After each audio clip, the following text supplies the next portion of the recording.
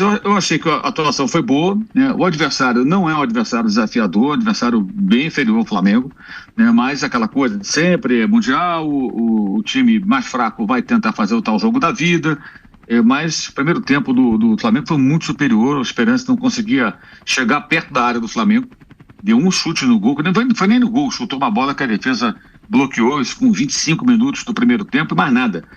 E acho que aí faltou um pouco mais de sangue nos olhos, um pouco mais de letalidade, de buscar o gol, finalizar mais. O Flamengo teve posse de bola acima de 70% todo o primeiro tempo, chegou a bater 80% em dado momento, já com uns 30 minutos, uma coisa absurda, um número muito alto, mas finalizou só 7 vezes. Então era para ter arrematado mais, era para ter pressionado mais para tentar resolver o jogo. Mas esse para mim, defeito desse time, já falamos sobre isso há algum tempo. É um time que se defende muito bem. Dos últimos 16 jogos, o Flamengo tomou gol só em 3. É um time que sofre muito poucos gols. Não toma gol a 4 jogos. E os últimos que tomou gol foi naquele jogo contra o Botafogo da Paraíba no Maracanã. Houve até um certo relaxamento, né?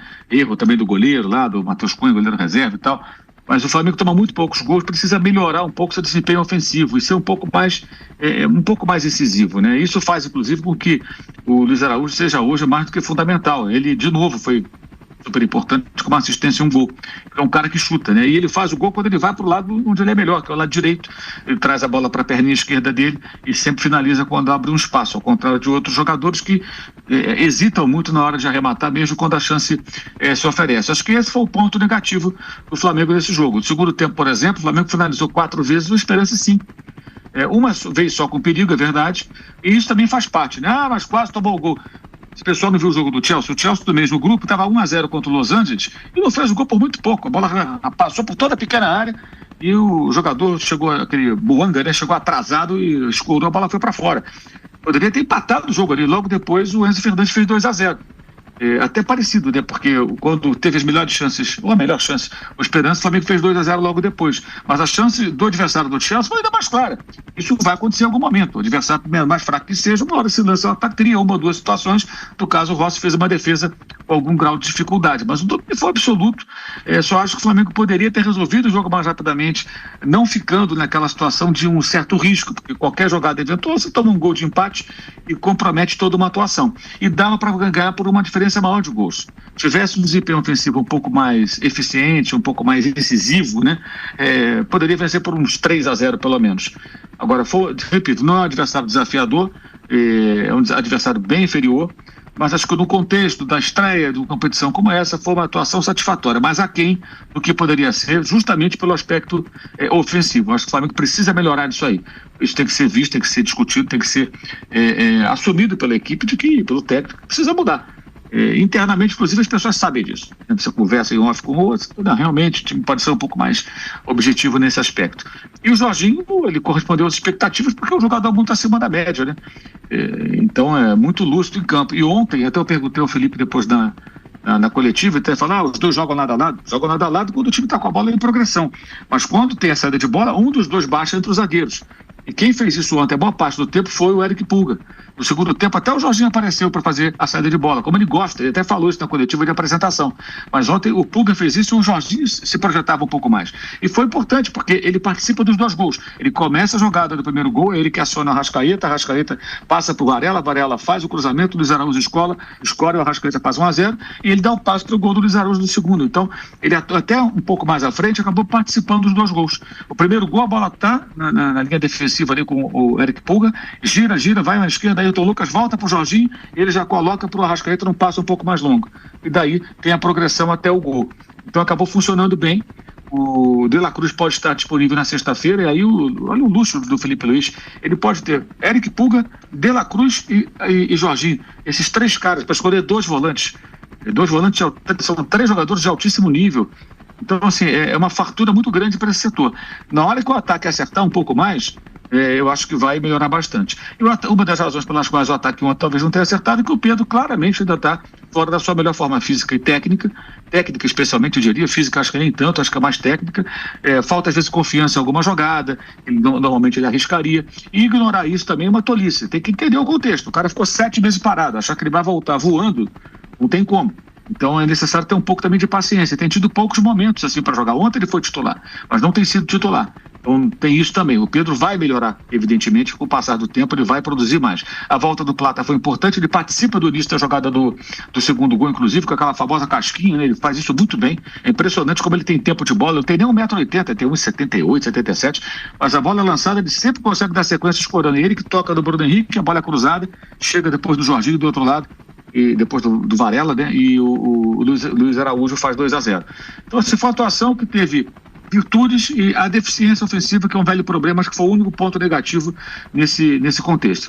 Fosse um time mais letal, venceria o Esperança por um placar mais elástico. Esse seria mais compatível com a diferença técnica entre as equipes e com o volume de jogo que o Flamengo teve. Agora, a repercussão internacional é muito boa, tá? É que a gente está acostumado a ver o Flamengo, sabe que o Flamengo tem esse problema e precisa melhorar nisso aí.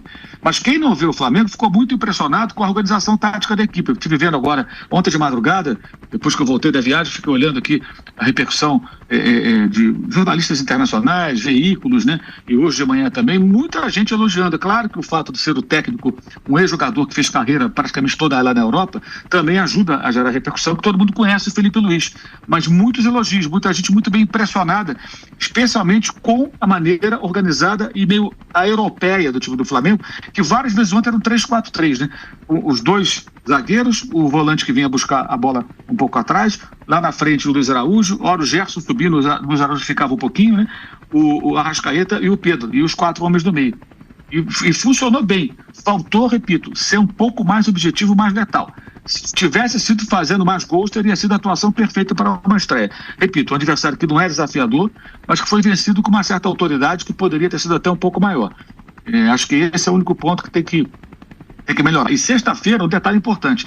O técnico italiano do Chelsea, Enzo Maresca, já reclamou do calor. Ele reclamou de 2 coisas. Uma, o fato de ter jogado no estádio Atlanta com 50 mil lugares vazios. Coisa que o Chelsea não está acostumado, porque os times ingleses só jogam para casa 100% lotada, né? O estádio com 70 mil lugares tinha cerca de 20, 21 mil torcedores, então tinha aproximadamente 50 mil cadeiras vazias. Ele achou aquilo muito esquisito. Isso repercutiu muito na imprensa inglesa, inclusive. Muita gente falando sobre isso lá. Olha o Chelsea jogando para o estádio vazio. O que é isso? O que significa isso? Bem, o povo aqui não é apaixonado por futebol, né? Algumas regiões você vai ter mais gente interessada, né? Nova York, Miami, talvez uma outra cidade, mas em Atlanta não, como aqui, na Filadélfia também não. Os caras até vão lá no jogo do time da cidade, que lidera a liga lá, estádio para 18 mil pessoas, mas jogos de outros times realmente não despertam o interesse das pessoas. E a outra coisa que ele falou foi do calor, dizendo que o calor é muito forte, de jogar num clima abafado, e sexta-feira a previsão, o jogo é 3 da tarde na sexta, é de 30 graus na hora do jogo. Isso pode contar aí uma sensação térmica de 33, 34 talvez. Eu estou tomando por base o que eu mesmo senti semana passada, 32 graus, você olhava lá, sensação térmica, 35, 36. Então, ele já fala em revezar jogadores. Então pode ser que ele mexa, parece, né? Tudo indica que ele vai mexer no time, talvez alguns titulares não joguem e possa preservar alguns jogadores, já fez isso mais ou menos nesse primeiro jogo. Então talvez o Flamengo enfrente o Chelsea mexido por conta do desgaste, final de temporada, calor, e também pensando em administrar um pouco o seu elenco, Maresca, para seguir na competição, né? Sem desgastar demais os seus atletas. Isso também pode ser muito importante no jogo de sexta-feira. E eu acho que pode dar jogo. Se o Flamengo fizer um bom jogo, fazer um jogo correto, o Flamengo jogar bem, jogar o que pode, claro que dá jogo. O Flamengo tem jogador para isso. Flamengo e Palmeiras tem time para enfrentar essas equipes. Eu falei, o Palmeiras poderia ter vencido o Porto, que ele é o mais fraco dos europeus. Faltou também o quê? O Palmeiras, definição das jogadas, aproveitar o volume de jogo e as chances criadas. E não aproveitou. Então acabou empatando com um time que era vencível, digamos assim. Mas mesmo aqueles mais qualificados, não os top de linha. Acho que pode dar jogo sim, fazendo um bom jogo, encaixando um bom jogo. Dá para chegar, dá para enfrentar e para fazer um bom papel. Bruno Prado, a gente estava falando ontem, e aí eu até disse que eu não acho nada improvável o Flamengo arrancar um empate, pelo menos, contra o Chelsea. Não acho esse time do Chelsea nada demais. Hoje, não acho mesmo. O Chelsea, algo demais. Ainda mais com essa informação do Mauro, que o Chelsea pode fazer um rodízio, pode colocar aí jogadores titulares no banco, poupar alguns titulares por causa do calor, por causa do fim da temporada. Ou seja, cresce a chance do Flamengo conseguir um empate, pelo menos. E aí a minha pergunta é a seguinte, Bruno. Flamengo tem Chelsea e Los Angeles FC pela frente. O Chelsea tem o Flamengo e o Esperance pela frente. num possível empate entre Flamengo e Chelsea, quem você acha que é o adversário mais fraco? Esperance ou Los Angeles FC? Para que Flamengo e Chelsea tentem, numa possibilidade de empate entre os dois, fazer saldo de gol. Quem tem mais chance de golear, um dos dois, Flamengo, Los Angeles ou Chelsea, o Esperance? E outra, Bruno, realmente uma boa repercussão internacional. Eu até vi hoje que o AS, além de elogiar muito o Filipe Luís, os jornais da Espanha, né, onde ele foi mais ídolo, lá no Atlético de Madrid, disseram: Chelsea, cuidado. Foi uma das frases na reportagem do AS falando sobre esse time do Flamengo. Bom, dos outros dois do grupo, eu gostei mais do time do Los Angeles do que do Esperance. Inclusive, até comparando com os outros americanos, que é a liga que eles disputam, para mim o Los Angeles é o melhor dos três ali, em relação ao Seattle, ao Inter Miami. Para mim, Inter Miami é o pior, depois o Seattle e depois o Los Angeles. Entre o Los Angeles e o Seattle, eu achei o time do Los Angeles mais organizado. O Seattle Sounders deu um susto no Botafogo, mas defende muito mal. E eles são meio atrapalhados também para chegar a finalizar. Eles arriscam bastante, assim. Eles, quando estavam perdendo o jogo, foram para cima, quase empataram. O Los Angeles eu achei um time mais bem postado, mais bem organizado em campo. Gostei mais do Los Angeles do que do Esperance. E do Flamengo, o Flamengo é um time muito bom, um time organizado, um time que é bem treinado. É um time que tem realmente, o Felipe, ele fez a carreira dele praticamente toda como jogador na Europa, as referências dele como treinadores são treinadores europeus. Então é um time que tem uma maneira de jogar mais próxima de times europeus, como o Palmeiras também. São estilos diferentes um pouquinho, mas são times muito bem organizados, assim, são times que o Felipe, ele gosta muito de ter a bola, mas eu nem vejo assim o Flamengo como um time que ele vai se impor totalmente por envolver o adversário. Acho que ele se impõe mais pressionando, até mais do que rodando a bola. O Flamengo tem essa dificuldade até de finalizar mais, mesmo dominando o jogo, porque quando ele já não tem o gás para pressionar tanto, ele ainda tem um pouco de dificuldade de articular jogadas quando ele está com a bola, sem aquela mesma força de início de jogo e o adversário está fechado. Acho que o Flamengo se impõe mais assim pela pressão mesmo, de roubar a bola muito rápido, de roubar a bola e ter defensores e volantes que saem bem com a bola. Então a bola rapidamente volta com qualidade para o ataque para pressionar mais o adversário, que é um estilo de jogo muito de alguns times europeus. Então o Flamengo é um time forte, tem os seus dias bons e ruins, como todos os times, e pode fazer um jogo, sim, competitivo com o Chelsea. O Chelsea é uma equipe que, na temporada passada, ganhou a Conference League e brigou por vaga na Champions e conseguiu uma vaga na Champions nas últimas rodadas ali do campeonato inglês. Brigou ali com o Newcastle, com o Aston Villa, com o Nottingham Forest. Até na última rodada ele vence o Nottingham Forest num confronto direto e conquista a vaga, mas é um time que não briga nesses últimos anos pelo título, por exemplo, da Premier League. Tem brigado o City, que esse ano não foi bem, o Liverpool e o Arsenal. São os três que têm brigado ali nos últimos anos. Então o Chelsea, ele está num segundo nível ali no futebol inglês. E dá para o Flamengo, sim, fazer um jogo bom com o Chelsea, dá para fazer. Acho que vai ser um jogo bem equilibrado. Acho que não é um jogo que o Flamengo vai encarar. Acho que não vai ter um momento de domínio do Chelsea em cima do Flamengo. Isso eu acho que não vai acontecer, não. Acho que vai ser um jogo bem igual. Ô, Vamp, voltando àquela pergunta, você acha que o Filipe Luís hoje já começa a chamar atenção no futebol europeu? Por quê? Porque comentaram já tiveram notícias lá no Marca e no AS, trazendo o retrospecto dele, dizendo que ele já tem 3 títulos em menos de 30 jogos. Agora dizem, Chelsea, cuidado, porque o Flamengo está bem organizado.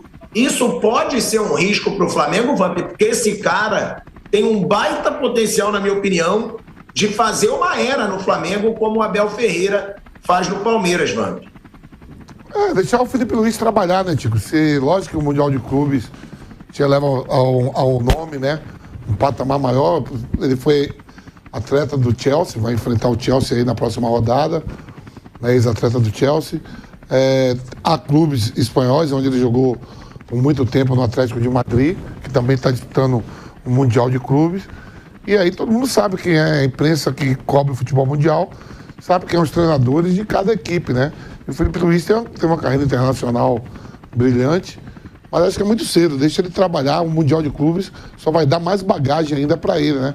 A pessoa ganha do Chelsea. O Chelsea tem um treinador novo também. Isso aí, ganha do Chelsea, bom para o mercado, bom para ele, né? Vai ganhando mais bagagem para comandar ainda melhor a equipe do Flamengo. É isso, né, Flávio? Você já falou aqui que ele pode ser até um cara para abrir portas para técnicos brasileiros no exterior. Só que eu acho difícil, né? Eu acho que ele é uma exceção, porque ele foi ídolo lá no Atlético de Madrid, jogou no Chelsea, fala inglês, fala espanhol, né? Coisa que poucos treinadores brasileiros têm a oportunidade. A grande maioria nem é conhecido lá fora.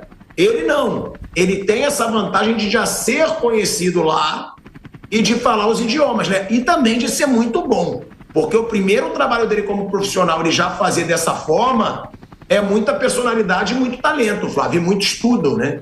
Agora ele vai precisar, Pilhador, aceitar baixar o nível de trabalho. Ou seja, ele vai ter que, para entrar na Europa, ele vai ter que pegar um time menor ou vai ter que se auxiliar de algum técnico importante.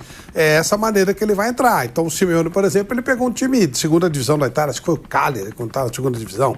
Os caras têm que entrar assim, por equipes menores e depois eles vão tendo oportunidade. O próprio Gattuso, né, que agora está sendo cogitado para a seleção italiana, estava Foi contratado. Foi já contratado, né? Então, ele estava na Croácia. Então, você vai ter que fazer trabalho assim. Você vai ter que começar numa situação menor, aceitar essa diminuição para que ele possa efetivamente entrar na Europa. Mas, sim, falar o idioma, ser conhecido, ter sido um jogador importante, está fazendo um bom trabalho e, muito provavelmente, com os cursos da UEFA, que ele deve ter, eu acho que não tem erro, ele pode abrir mercado, abrir portas, seria muito importante para o futebol brasileiro esse tipo de situação. É claro que os técnicos argentinos principais, eles estão na Europa e não há um benefício específico para o futebol argentino, né, interno, mas de qualquer forma é uma maneira de você difundir o seu conhecimento, o seu trabalho e até o trabalho do país de origem. Então acho que o Filipe Luís ele pode ser esse cara de abertura de espaço, mas ele não vai começar por um time do porte do Flamengo na Europa. Ele não vai ser contratado pro lugar do Simeone no Atlético de Madrid, não vai pro Real Madrid, ele vai ter que começar por um time menor. Eu, se fosse ele, faria isso, mas aí é questão de escolha de cada um, de plano de carreira de cada um. Aqui é Flamengo, o maior do Brasil. No Flamengo só permanece quem aguenta. É 8 ou 80, mais ou menos a torcida arrebenta. Aqui são só os melhores e selecionados.